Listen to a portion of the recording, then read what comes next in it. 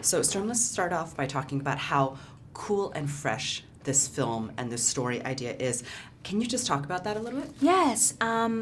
I'm so appreciative to, of course, being a cool and fun film that is scary and that will have you on the edge of your seat, but we're also having relevant conversations and things that need to be addressed. So I think it's important, and I'm grateful to be a part of it.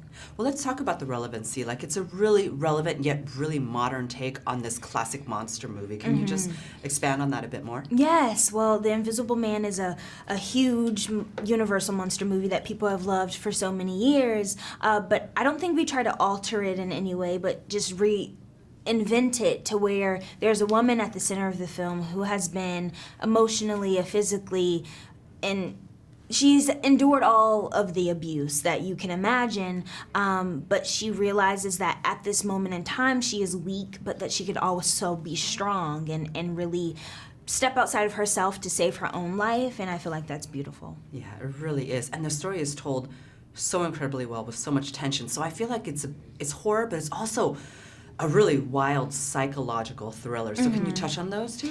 Yes, it is like a psychological thriller. I think it's a mix of a psychological thriller and a horror, and it is definitely a genre piece, but what attracted me the most was that it does have those messages. So I haven't seen it yet, but I hear that it's very scary and very great, and I can't wait to be on the edge of my seat and be scared, but also come out of the theater or the premiere and feel touched by it and inspired by it. So when you first got the script, I mean, what about it said to you, I have to be a part of this film? It's Yes. so incredible. What was it?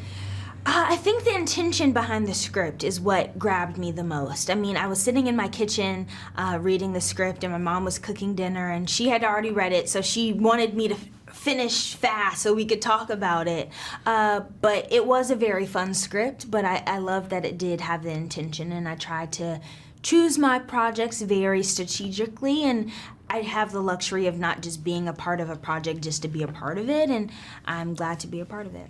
That's awesome. Thank And you. your character is so fantastic, but you and Elisabeth just have fantastic chemistry on camera. Can you talk about working with her? Yes, working with Elisabeth was amazing. I mean, she's an incredible actress, but also an incredible person, and she's so sweet and so down to earth and has the best sense of humor. So to be able to be doing these tough scenes with her on camera, and then when Lee called cut for us all to come together and have fun and laugh and have intellectual conversations, and then conversations about food and fashion. I think that's what really made our bond special, and I'm glad that translated on screen.